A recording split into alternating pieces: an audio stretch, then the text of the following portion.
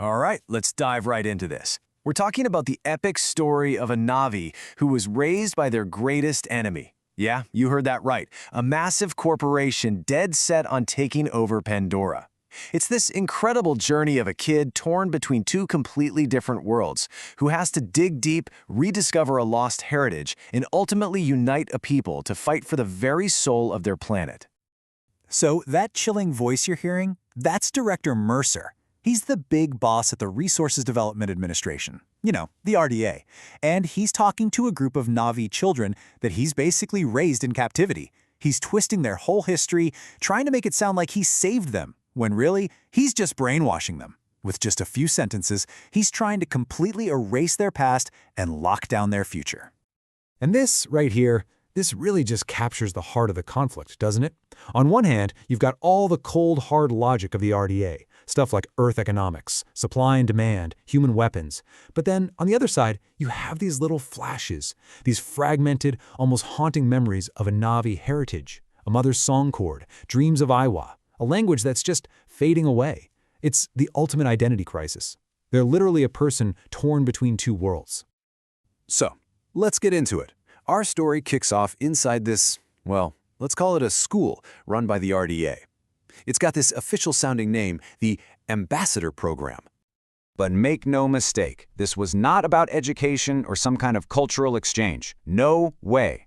The Ambassador Program was a weapon, a strategic tool designed to completely wipe out the kids' Na'vi identity. The whole point was to turn them into puppets, little envoys who could go out and convince other clans to just roll over and let the RDA do whatever they wanted.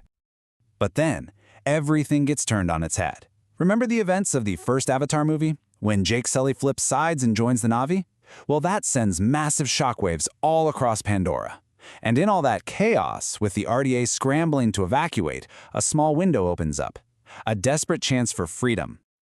Okay, but the escape doesn't exactly go as planned. It doesn't lead to freedom, not right away. Instead, our hero gets put into emergency cryosleep for 16 years. So when they finally wake up, the world is completely different. And the RDA? They're not just back on Pandora. Oh no, they're back bigger, badder, and with way more destructive tech than ever.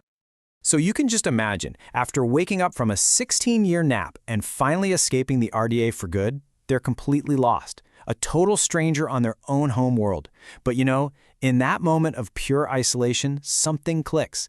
They're finally truly free to choose their own path. And that path? It's to fight for the home they never even got the chance to know. All right, so the journey shifts gear here. It's not just about survival anymore. It becomes a journey of discovery. To figure out who they really are, they have to go looking for answers. And that means seeking out the other Na'vi clans in the uncharted western frontier. And this really is the question that's driving everything, right? Think about it. You're a Sarentu, a member of a clan everyone thought was completely wiped out. And on top of that, you were raised by the enemy. So when you finally meet other Na'vi, what's going to happen? Are they going to accept you, or are you just too different now, too human to ever really belong? So, out on this journey, they come across three totally distinct clans. First, you've got the Arnahai. They're master weavers and storytellers, but they are very cautious and really don't want to get dragged into a war. Then there are the Zeswa, these fierce, proud nomadic riders who roam the plains. And finally, the Kametire, a secretive clan of healers who are basically hiding from a dark, terrible secret from their past. And then, this happens. This is the first huge breakthrough. A Na'vi from another clan actually recognizes their markings.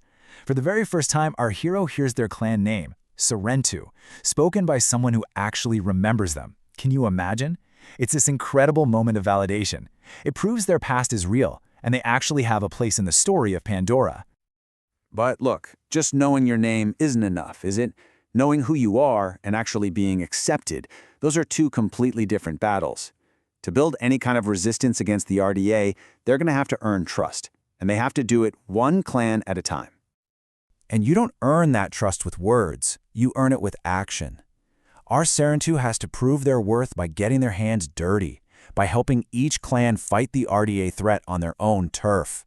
This means everything from defending the Aranahe's home, to riding into battle with the Zezwa, to digging up a painful secret to help the Kametire heal. Every single one of these acts is like weaving another thread into what's becoming a powerful alliance. So it all comes down to this. Unity is forged in shared struggle. It's so fitting because the Sarentu were the storytellers, right? And they don't unite the clans with speeches. They do it by helping each one write a new chapter, overcoming their own demons, and weaving all their separate stories into one single, powerful epic of resistance. Now, this new alliance, it starts to become a real problem for the RDA. Director Mercer sees that his whole manipulation plan has completely backfired, so he decides to play his final card. We're talking a desperate, scorched earth, no-holds-barred plan to just break Pandora for good.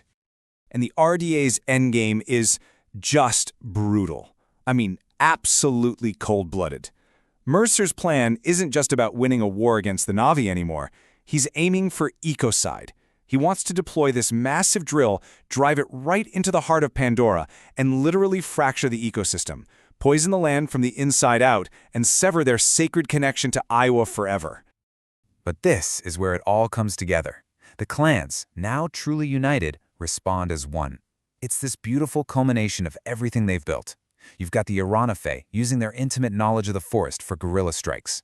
You've got the Zeswa leading this thunderous, head-on charge. The Kamataya are there providing critical healing support. And the final piece of the puzzle? A secret way into the RDA base revealed by an unlikely ally who's looking for a little redemption. And in the end, as his whole operation is literally crumbling around him, Mercer's final words aren't even for our hero. He says them to Talon, another one of the Na'vi from his ambassador program, who actually stuck by him. It's this perfectly bitter, ironic moment where he admits his entire philosophy of control was a complete failure. He basically created his own downfall. So, with the RDA's doomsday weapons shattered and Mercer gone, the smoke finally begins to clear. And our hero, along with all of Pandora, can finally look toward a new dawn and start to figure out what comes next. And really, the big takeaway from this story is right here, in this final alliance. Because it wasn't just the Na'vi clans fighting together. You had the Sarentu, Reborn, you had the 3 frontier clans, and you had the human resistance, all fighting as one. That's 5 different groups all united for one cause. That right there is the new blueprint for Pandora's future. And our protagonist, having finally found their place, their people, and their voice, declares the rebirth of their clan. Remember, the Sarentu were the storytellers, and after being silenced for so long, they're ready to tell a brand new story. One about a shared future, a future that they're all going to make together. So, this incredible story leaves us with a really powerful question to think about. I mean, yeah, it's a story about war, for sure, but it's also, maybe more importantly, a story about healing. It really makes you ask, how do you build a future from a broken past? How do we, both as individuals and as a community, reconcile with all that pain to forge a new, more hopeful path forward?